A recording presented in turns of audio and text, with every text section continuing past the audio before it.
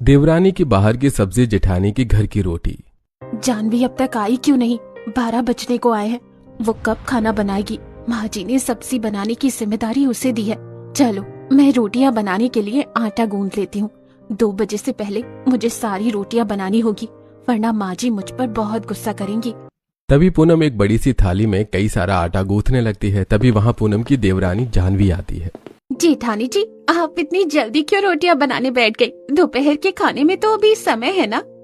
जानवी, मैं रोज इसी समय से दोपहर के खाने की तैयारी करती हूँ, क्योंकि माँ जी और सबको ठीक 2 बजे खाना खाने की आदत है और हमारे पति 2 बजे कारखाने से आते हैं और 15 मिनट में ही वो वापस कारखाने चले जाते हैं। अगर उन्हें कारखाने जाने में देरी हो जाती है ना, तो उनकी पूरे दिन की कमाई ही कट जाती है। पता है मुझे जेठानी जी, रात में इन्होंने बताया था मुझे सब। पर खाना बनाने में कौन सा समय लगता है? 30 मिनट में ही मैं सारी सब्जियां बनाकर तैयार कर दूंगी। इतनी जल्दी 3 किस्म की सब्जियां नहीं बन पाएंगी तुमसे जानवी। तुम माँ जी का गुस्सा नहीं जानती हो। माँ जी बहुत बारीकी बाज है, उन्हें अपना 1 रुपए का भी नुकसान बर्दाश्त नहीं होता। मेरी मानो तो तुम अभी से ही खाने की तैयारियां करने में लग जाओ। मैं बना देती सब्जियां, पर माँ जी ने सब्जियां बनाने की जिम्मेदारी तुम्हें दी है। अरे आप मेरी चिंता मत कीजिए, आप बनाइए अभी से रोटियां, मैं तो समय से ही बनाऊंगी खाना।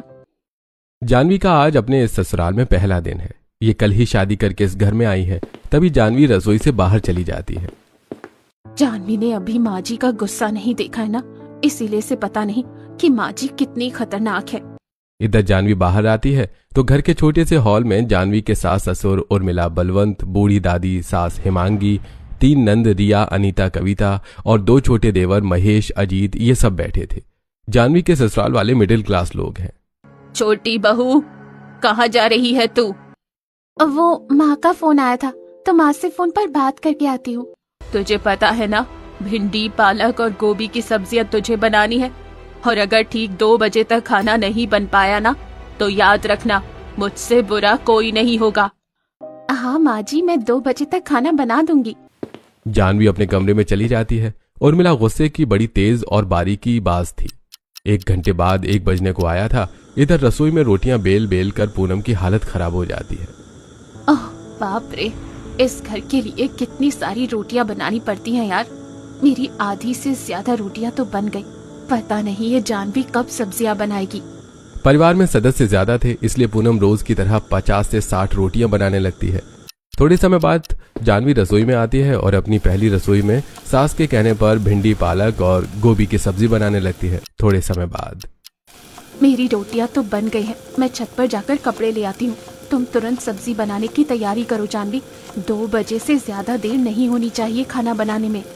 इतना कहकर पूनम बाहर चली जाती है। अभी 30 मिनट बाकी हैं, तब तक तो मेरी सब्जियां बनकर तैयार हो जाएंगी। जानवी रसोई में खड़ी थी और सामने 2 बर्तन में पालक, गोभी की सब्जियां पक रही थी और जानवी भिंडी काट रही थी। यहाँ तो हैंड कटर भी नहीं है, वरना भिंडी काटने में इतना समय नहीं लगता मुझे। जानवी बड़ी आलसी थी। थोड़े समय बाद पूनम, जानवी के पति रोहन, अभय घर आते हैं।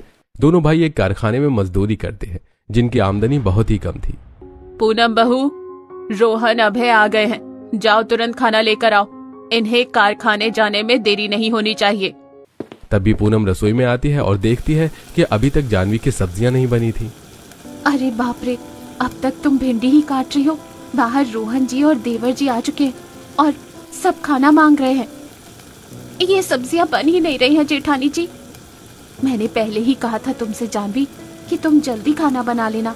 रोहन जी और देवर जी जिस कारखाने में काम करते हैं, वहाँ का गेट 2:15 पर बंद हो जाता है। उसके बाद किसी को अंदर नहीं जाने दिया जाता। इतना कहकर पूनम रोटियां लेकर बाहर चली जाती है। ओह, ये सब्जियां भी ना, गैस की थोड़ी आंच बढ़ा देती हूँ।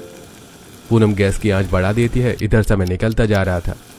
पूनम बहू, छोटी बहू कहाँ है? वो अभी तक सब्जी लेकर क्यों नहीं आई? मुझे दवाई भी तो खानी है। दादी माँ, जानवी खाना लेकर आती ही होगी। पूनम, जल्दी खाना लेकर आओ। अगर कारखाने का गेट बंद हो गया ना, तो कारखाने का मालिक हमारी पूरे दिन की मजदूरी के पैसे काट लेगा। रोहन, अभय जिस कारखाने में काम करते हैं, वहां के रूल्स बड़े खतरनाक थे। अब 2:15 को केवल 5 मिनट का समय बचा था। तभी इधर पालक की सब्जी जल जाती है। अरे बाप रे, ये पालक की सब्जी तो जल गई, अब क्या करूं? अब इसी तरह 1:20 हो जाता है। तभी जानवी कच्ची भिंडी की सब्जी और गोभी की सब्जी बाहर लेकर आती है। सॉरी, वो सब्जी बनाने में देर हो गई मुझे। क्या देर होगी जानवी? अब तो कारखाने का गेट भी बंद हो चुका होगा। कट गई हमारी आज की मजदूरी। इतना कहकर अभय रोहन अपने कमरे में चले जाते हैं। इन दोनों ने तो खाना ही नहीं खाया। जानवी बहू, तूने खाने की व्यवस्था करने में इतनी देर कैसे कर दी? तेरे कारण आज मेरे बच्चों का इतना बड़ा नुकसान हो गया। माँ जी, जानवी को माफ कर दीजिए, ये कल से इस बात का ध्यान रखेगी। नहीं पूनम बहू, जानवी बहू को माफी नहीं मिलेगी। इसे अपनी जिम्मेदारियों का एहसास होना चाहिए, इसीलिए इसे सजा जरूर मिलेगी। अरे बाप रे। जानवी बहू, हमारे ऊपर की पानी की टंकी खाली हो चुकी है। अब तुझे उस टंकी में अपने हाथों से आंगन के कुएं से पानी लाकर भरना होगा। जब तक टंकी पानी से भर नहीं जाती, तू कुएं से पानी लाना बंद नहीं करेगी। यह सुनकर जानवी के होश उड़ जाते हैं। अरे बाप रे, नहीं माँ जी, मुझसे इतना कठिन काम नहीं हो पाएगा। मुझे क्षमा कर दीजिए माँ जी, मैं आगे से ऐसी गलती नहीं करूँगी। आगे से गलती ना हो इसीलिए तुझे ये सजा दी जाएगी बहू। अब चुपचाप जाकर ऊपर की टंकी में पानी भर। जानवी निराश होकर 2 घड़े लेकर आंगन में आती है, जहाँ एक गहरा कुआं था। ऊपर की टंकी तो कितनी बड़ी है, उसमें पानी भरते भरते तो मेरी जान ही निकल जाएगी। उफ। इधर सब घर में गोभी की सब्जी और रोटी खा रहे थे। इस सब्जी में तो नमक ही नहीं है। इस सजा के बाद ना इसकी सारी अकल ठिकाने आ जाएगी। फिर क्या था, जानवी बार बार कुएं से पानी निकालती गई और वो पानी छत पर लाकर टंकी में डालती गई। रात के 10 बजे टंकी को भरते भरते जानवी की हालत खराब हो चुकी थी। वो आंगन में जमीन पर जिंदा लाश की तरह पड़ी थी। तभी पूनम वहां आती है। जानवी, क्या हुआ तुझे? अरे ये कैसी सांस है हमारी जेठानी जी। मैंने तुझे कहा भी था जानवी कि तू सब्जी जल्दी बना दे, पर तूने ही मेरी बात नहीं मानी थी। अब अंदर चल, मैंने चावल बना लिए। रात के समय सब यहाँ चावल खाते हैं। तभी पूनम जानवी को अंदर लेकर आती है। अगले दिन 12 बजे पूनम रसोई में आती है तो रसोई में जानवी हरी बैंगन काट रही थी। अरे जानवी, तुम रसोई में कब आई? थोड़ी देर पहले ही आई हूँ जेठानी जी। अब मैं खाना बनाने में कभी देर नहीं करूँगी। बाप रे, माँ जी ने कल मुझे जो सजा दी थी उसके बाद तो मेरी हालत ही खराब हो गई थी। माँ जी को गलत मत समझना जानवी, हमारे पतियों की कमाई केवल 10,000 रुपए है। उसमें इस घर का किराया देना होता है, दोनों छोटे देवर की पढ़ाई का खर्च, दादी और ससुर जी की दवाइयाँ लानी होती है, फिर घर के बाकी खर्च। ये सब बहुत मुश्किल से हो पाता है, इसलिए माँ जी इतनी सख्ती रखती है हमारे साथ। खैर, वैसे क्या बना रही हो आज खाने में? आज मैं पालक पनीर, चना मसाला और बैंगन की सब्जी बना रही हूँ। उर्मिला और उसके परिवार वाले दिन के समय रोटी सब्जी खाते थे और रात के समय चावल। तभी दोनों बहुएं अपने अपने काम में लग जाती हैं। तभी 2 बजते ही जानवी तीनों सब्जियां बनाकर तैयार कर देती है और पूनम सारी रोटियां। थोड़ी देर बाद सब घर में खाने के लिए बैठते हैं। अब जैसे ही सब खाने का पहला निवाला लेते हैं। जानवी बहू, ये कैसी बैंगन की सब्जी बनाई है तूने? इसमें तो जरा भी स्वाद नहीं है। और ये चना मसाला तो कितने तीखे हैं। तुझे खाना भी नहीं बनाना आता है क्या बहू? सॉरी माँ जी, लगता है गलती से मुझसे मिर्ची ज्यादा गिर गई खाने में, वरना मैं तो हमेशा अच्छा ही खाना बनाती हूँ। अच्छा बनाती है तो आज कैसे खराब बन गया बोल? फिर क्या था, सब जानवी को खूब खरी खोटी सुनाते हैं। आज तो हम बर्दाश्त कर रहे हैं जानवी बहू, पर कल से ऐसी गलती हुई ना तो मैं तुझे हमेशा के लिए तेरे मायके भेज दूंगी। अगले दिन दोपहर में जानवी पूनम रसोई में थी। अगर आज भी मुझसे खाना बनाने में कोई गड़बड़ हो गई तो नहीं, मैं कोई रिस्क नहीं ले सकती। एक काम करती हूँ, मैं बाहर ढाबे वाली से सब्जियाँ खरीद कर ले आती हूँ और सबसे कह दूंगी कि ये सब्जी मैंने बनाई है। क्या हुआ जानवी, सब्जी क्यों नहीं बना रही हो तुम? जेठानी जी, मुझे अपनी माँ को एक जरूरी बात बताना है, तो मैं उनसे फोन पर बात करके आती हूँ। जानवी रसोई से बाहर आती है तो बाहर कोई नहीं था। अच्छा हुआ यहाँ कोई नहीं है, हमारे पड़ोस में ही शामू ढाबे वाला है, मैं उससे ही सब्जियाँ लेकर आती हूँ। जानवी घर से बाहर आती है। सामने एक श्यामू नाम के आदमी का बड़ा सा ढाबा था। तभी जानवी ढाबे के पास आती है। अरे मेरे पास तो पैसे ही नहीं है, अब मैं सब्जियां कैसे लूंगी? वैसे सब्जियां तो मुझे रोज ही लेनी है, तो क्यों ना मैं इस ढाबे वाले के पास अपना खाता ही लगा लूं। महीना पूरा होने के बाद वैसे एक साथ पैसे दे दिया करूंगी। तभी जानवी शामू के ढाबे पर आती है। शामू अपने ढाबे पर कई तरह की सब्जियां बनाता है। तभी जानवी उसे सारी बात बताती है। अरे कोई बात नहीं बहू रानी, तो महीना पूरा होने के बाद मुझे पैसे दे देना। बताइए कौन सी सब्जियां चाहिए आपको? मुझे भिंडी की सब्जी, आलू बैगन का भरता और दाल दे दीजिए। तभी शामू जानवी को तीनों सब्जियां पैक करके दे देता है और जानवी उन्हें लेकर घर की रसोई की खिड़की के बाहर आती है और अंदर देखती है तो अंदर पूनम नहीं थी। अच्छा हुआ जेठानी जी रसोई में नहीं है, रसोई की खिड़की से ही अंदर चली जाती हूँ। अब जानवी रसोई की खिड़की से अंदर आती सीढ़ियां लगाकर और जानवी सारी सब्जियां बर्तन में रखकर उन बर्तनों को गैस चूल्हे पर गर्म करने के लिए रख देती है। थोड़े समय बाद पूनम रसोई में आती है। अरे जानवी तुम यहाँ हो और मैं तुम्हें पूरे घर में ढूंढ रही थी। तुम कब बनाओगी सब्जी? 15 मिनट में हमारे पति आते ही होंगे। जेठानी जी जरा यहाँ तो देखिए, मेरी सब्जियाँ तैयार ही हैं। खाने को देखकर पूनम के होश उड़ जाते हैं। अरे तुमने इतनी जल्दी तीनों सब्जियाँ कैसे बना ली? अब से मैं इतनी ही स्पीड में खाना बनाया करूंगी जेठानी जी। जानवी सब्जियां लेकर बाहर चली जाती है।